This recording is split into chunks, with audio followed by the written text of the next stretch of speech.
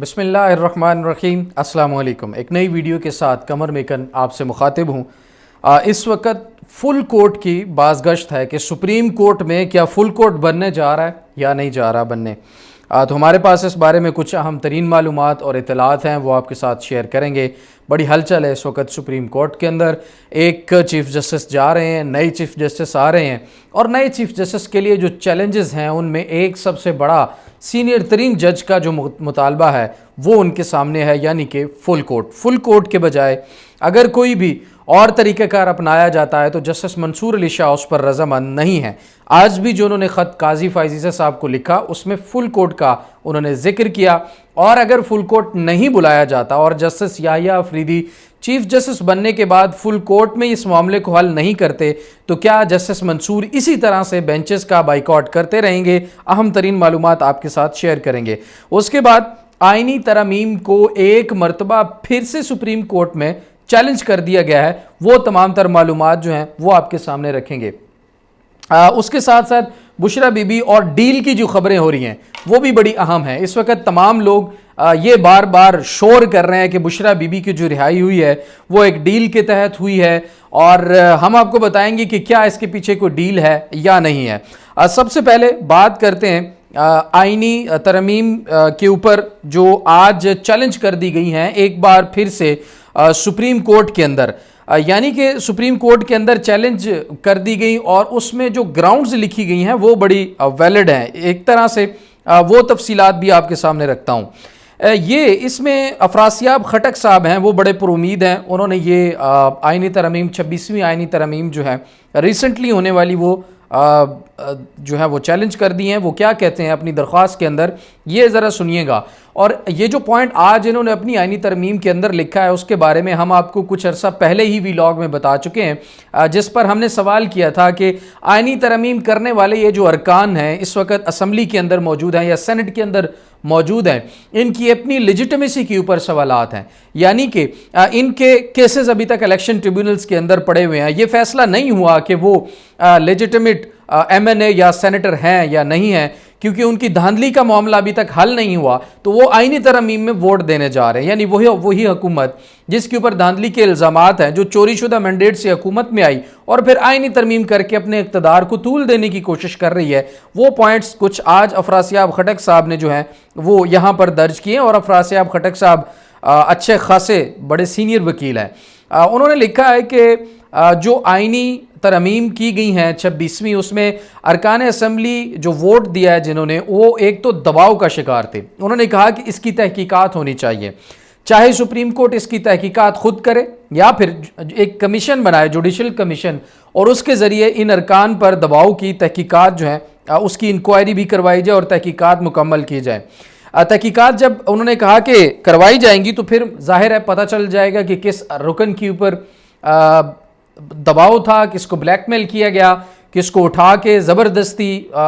ये वोट जो है इसमें दिलवाए गए। और उसके बाद वो लिखते हैं इस्तदा की है जो उन्होंने वो पहले सबके सामने आपके सामने रख दूँ। उन्होंने कहा कि करार दिया जाए कि 26वीं आइनी तरमीम दुरुस्त तरीके से मंजूर नहीं हुई, यानी इसमें फ्लोर क्रॉसिंग का जो मामला है, BNP मेंगल के 2 सेनेटर्स ने जो वोट दिए हैं, उसके बाद तहरीक इंसाफ के मैंडेट पर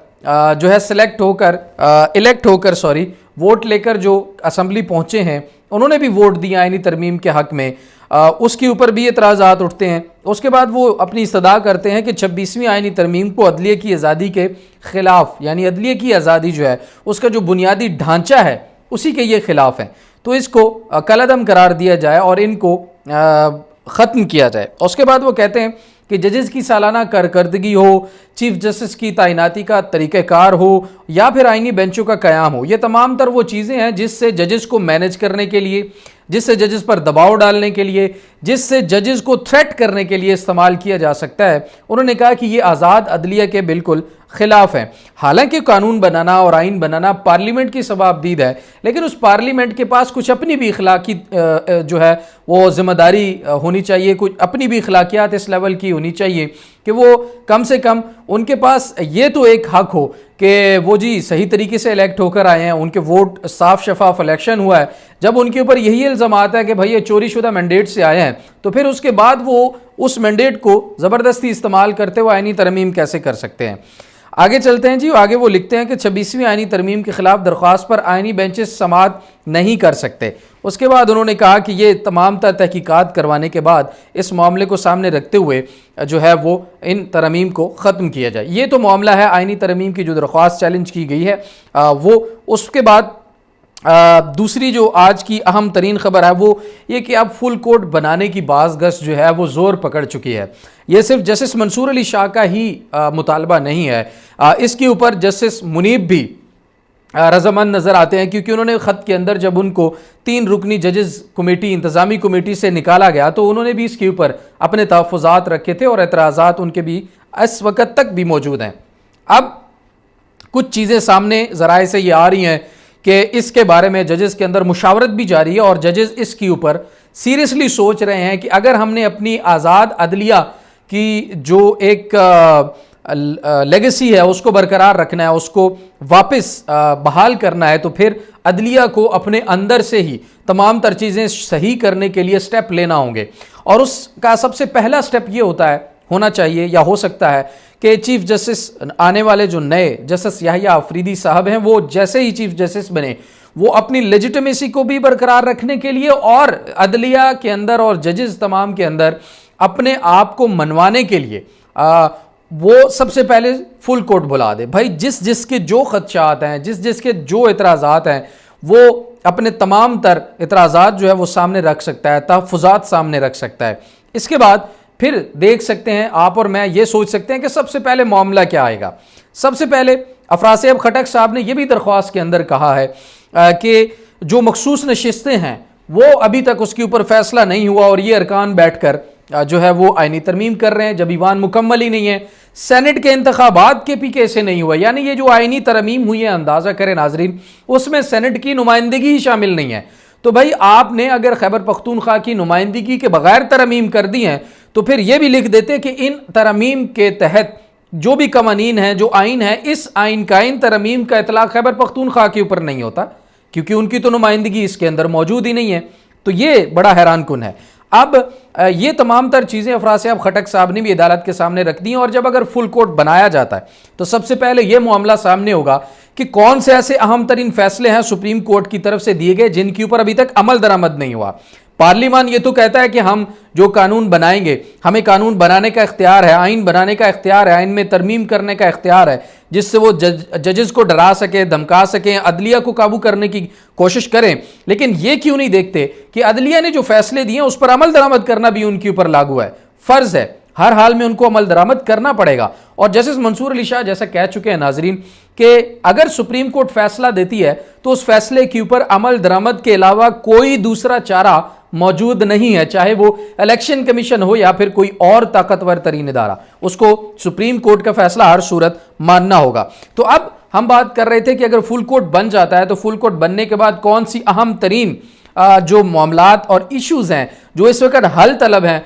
वो इस फुल कोर्ट के अंदर डिस्कस हो सकते हैं। सबसे पहले मैंने जैसे मखसूस नशिस्तों का जिक्र किया, मखसूस नशिस्तों के मामले के ऊपर अभी तक अमल दरामद नहीं हुआ, और फुल कोर्ट अगर बैठा और जस्टिस याहिया अफरीदी साहब फुल कोर्ट बना भी सकते हैं। ये कोई चीफ जस्टिस काजी फाइज ईसा साहब तो है नहीं कि वो फुल कोर्ट बनाने से डरे कि फुल कोर्ट के अंदर जब मैं बैठूंगा, तमाम जजेस बैठेंगे तो मेरे ऊपर ही उंगलियां उठेंगी, मेरे ही फैसलों को तनकीद का निशाना बनाया जाएगा और मुझ पर ही एतराज़ात आएंगे। तो बहुत सी कहानियां, बहुत से मुद्दे खुलने का डर था, इसलिए काजी फाइज ईसा साहब ने फुल कोर्ट नहीं बनाया, सीनियर तरीन 2 जजेस की रिक्वेस्ट के बावजूद। लेकिन अब याहिया साहब इससे बरी ज़िम्मा है और उनकी कोई जिम्मेदारी या उनके ऊपर किसी किस्म की तनकीद नहीं हो सकती। वो ये कह सकते हैं कि मैं इसलिए फुल कोर्ट बना रहा हूं क्योंकि जजेस के अंदर इज़्तिराब है, इन आईनी तरमीम के बाद भी, सीनियरिटी का असूल वायलेट करने की वजह से भी, और उसके बाद जुडिशल कमीशन की जो तश्कील नौ की गई है, हियत उसकी तब्दील कर दी गई है, उसके ऊपर भी तहफ़्फ़ुज़ात जो हैं वो सामने आ सकते हैं। और हमारे ज़राए के मुताबिक काजी फाइज़ ईसा साहब भी चाहते थे कि वो जाते जाते जुडिशल कमीशन का एक इजलास करें और एक नया आईनी बेंच अपनी मर्जी के सरबराह के ज़ेर सरपरस्ती बनाकर 2 साल के लिए चला जाए। यानी कि अगर काजी फाइज़ ईसा साहब एक आईनी बेंच बना देते, क्योंकि इस वक्त तो वो चीफ जस्टिस साहब है और आईनी तरमीम हो चुकी हैं और वो आईनी बेंच बना भी सकते थे। अगर वो बना के चले जाते अपनी मर्जी के 5 जजेस का आईनी बेंच, तो फिर नाजरीन क्या ही हालात होते। लेकिन उनको मैसेज भेजा गया, आने वाली आप कह सकते हैं जो इख्तियारात जिधर मुंतकिल होने जा रहे हैं, उन्होंने कहा कि भाई आप इस चीज़ को रहने दें, मेहरबानी करें, और आपका क्योंकि अब 1-2 रोज़ है उसमें आप मजीद मुतनाज़ा ना बने, ये मामला हम पर छोड़ दें, इसको हम अपनी मर्जी से देख लेंगे। तो मैं इस बारे में काफ़ी पॉजिटिव हूं कि अब फुल कोर्ट के अलावा कोई और रास्ता नहीं बचा सुप्रीम कोर्ट को अपनी इज्जत बहाल करने के लिए, जो पिछले 1-1.25 साल में काजी फायज ईसा साहब ने टके की नहीं छोड़ी। अब इसके ऊपर याहिया अफरीदी साहब अगर फुल कोर्ट बनाते हैं तो मखसूस नशिस्तों का केस है। उसके बाद जो ऑर्डिनेंस आया था, तरमीमी ordinance practice and procedure act के अंदर, जिसके बाद जजेस की 3 रुकनी कमेटी में चीफ जस्टिस की मर्जी से तीसरा रुकन शामिल करने की शर्त शामिल थी, बल्कि उसमें अपनी मर्जी से शामिल करने के इख्तियार शामिल था, तो उन्होंने जस्टिस मुनीब को फौरन निकाला, क्योंकि जस्टिस मुनीब और जस्टिस मंसूर काजी फायज ईसा साहब की मर्जी के बेंचेस नहीं बनने दे रहे थे। जो केसेस काजी साहब लगाना चाहते थे उसको जस्टिस मंसूर और जस्टिस जो है मुनीब अख्तर हैं वो अपोज कर रहे थे, और काजी साहब अकलियत में थे, और जैसे ही वो अकलियत में आए फौरन ऑर्डिनेंस आ जाता है उनको सिक्योर करने के लिए, और फिर जो ऑर्डिनेंस जारी करके काजी साहब को सिक्योर करते हैं, तहफ़्फ़ुज़ फराहम करते हैं, और काजी साहब ने भी फिर उनको पूरे 1 साल के अंदर अच्छी खासी सहूलतकारी फराहम की, जिसके बाद उनका अभी तक तसल्लुत, अभी तक उनका कब्जा, अभी तक वो इक़्तिदार के ऊपर विराजमान है। बहरहाल अब एक दूसरा मामला ये आएगा, तीसरा मामला फिर इसमें ये भी मजीद आ सकता है कि 63A का जो मामला है वो भी आ जाएगा, क्योंकि अगर ऑर्डिनेंस को फुल कोर्ट खत्म कर देता है, कलअदम कर देता है, तो ऑर्डिनेंस के तहत बनी गई कमेटी के ऊपर सवालात होंगे। अगर वो कमेटी कलअदम हो जाती है तो कमेटी के तहत लिए गए फैसले खत्म किए जाते हैं, तो फिर 63A केस लगाना भी खत्म हो जाएगा, और उसके बाद ही आगे फ्लोर क्रॉसिंग का रास्ता भी खुला है। हालांकि मेरा यह मानना है कि आईनी तरमीम को ख़त्म करने के लिए शायद ये तरीक़ाकार जो है वो काम ना आए, लेकिन आईनी तरमीम तक ये खुरा जो है वो ज़रूर निकलेगा, और वहां तक जो रास्ते थे वो सारे के सारे बंद हो जाएंगे, और 63A के ऊपर जो रिव्यू था वो फिर वापस बहाल हो जाएगा, क्योंकि पहले वाला जो रिव्यू है उसके ऊपर फैसला जब कलअदम होगा तो पिछली वाली कमेटी और कमेटी का लिया गया डिसीजन और डिसीजन के बाद फिर फैसला, सब चीज़ें जैसे ही ख़त्म होंगी तो फिर एक और रिव्यू 63A के ऊपर मौजूद होगा और उसका चांस होगा। अब यहां पर मैं ये क्यों कह रहा हूं कि 26वीं आईनी तरमीम कलअदम इसलिए इसकी नहीं हो सकती, इसलिए कि अगर हम टेक्निकली देखें तो हुकूमत ने बड़ी पक्की गेम की थी। जो फ्लोर क्रॉसिंग है वो कौमी असम्बली में एक भी रुकन ने नहीं किया, हालांकि वो तहरीक इंसाफ का मैंडेट लेकर आए थे, लेकिन वो तहरीक इंसाफ के जो है वो उसमें उनकी शमूलियत नहीं थी, या उन्होंने अपने कागजात नामजदगी में कहीं भी तरीके इंसाफ से कोई एफिलिएशन जाहिर नहीं की थी, ना सुन्नी इत्तेहाद काउंसिल से। लेकिन सेनेट के अंदर 2 लोग ऐसे थे जो BNP मैंगल से थे, और उन्होंने हुकूमत को वोट दिया, और उसमें एक शख्स जो रोंजो साहब है, फैसल शायद कासिम या फैसल रोंजो साहब हैं, उन्होंने वोट हुकूमत को दिया, और वही पार्लिमानी अपनी जमात की तरफ से पार्लिमानी लीडर भी थे। तो जहां वो वोट देंगे, दूसरी नसीमा साहिबा ने भी वहीं पर वोट दे दिया, तो इसलिए यहां पर फ्लोर क्रॉसिंग नहीं हुई, क्योंकि पार्लिमानी लीडर ने खुद भी हुकूमत के हक में वोट दे दिया, क्योंकि डायरेक्शन उसी ने देनी होती है। तो वो तो खत्म होने के चांसेस जो हैं वो बिल्कुल नजर नहीं आते, लेकिन जो काजी साहब का पूरा खेल था वो अंडू होने के चांसेस काफी हद तक मौजूद हैं। और अगर ऐसा होता है तो फिर आईनी तरमीम को इन ग्राउंड्स पर जो आज अफरासियाब खटक साहब ने चैलेंज की हैं, अब तीसरा मामला अगर इनके ऊपर खुल जाता है कि भाई सेनेट में तादाद मुकम्मल नहीं थी, अधूरे ईवान के साथ आपने आईनी तरमीम कर दी, उसके बाद मखसूस नशिस्तों के ऊपर फैसला नहीं दिया, क्या जो खवातीन थी, जो अकलियत रहनुमा थे, क्या उनको हक हासिल नहीं है कि वो कानून साजी और आइन साजी में हिस्सा ले सकें, चाहे वो हक में वोट दें, चाहे वो खिलाफ दें, लेकिन उनकी कम से कम इनपुट तो उसमें शामिल होनी चाहिए। तो ये बड़े अहम तरीन और सॉलिड किस्म के ग्राउंड्स हैं जिनके ऊपर आगे खेल तमाम जो बनाया गया है वो बिगड़ता हुआ नजर आ रहा है। और जैसा कि कहा गया था याहिया अफरीदी साहब को कि आपके साथ एक ब्लफ खेला जाएगा आपको नामजद करके, लेकिन अगर आपको नॉमिनेट किया जाता है तो आपने एक्सेप्ट करना है, आपने रिक्यूजल नहीं देना। और फिर जस्टिस मुनीब और जस्टिस मंसूर अली शाह साहब को भी बाकी जजेस की तरफ से भी पूरा बैक एंड पे सपोर्ट किया गया और कहा गया कि आपने इस्तीफे नहीं देने। ये तमाम मामलात और अगली जो जंग है वो मिलकर खेलेंगे। तो इस हिसाब से गेम अभी ऑन है, इसलिए मायूसी जो है उसकी तरफ नहीं जाना चाहिए, बल्कि पुरुमीद रहना चाहिए कि पाकिस्तान का निज़ाम, पाकिस्तान के अंदर बैठे लोग जो हैं वो कहीं ना कहीं पाकिस्तान के लिए अपनी जो इस्तिताअत के मुताबिक जंग है वो ज़रूर आईन और कानून को बचाने के लिए, रूल ऑफ लॉ के लिए लड़ रहे हैं।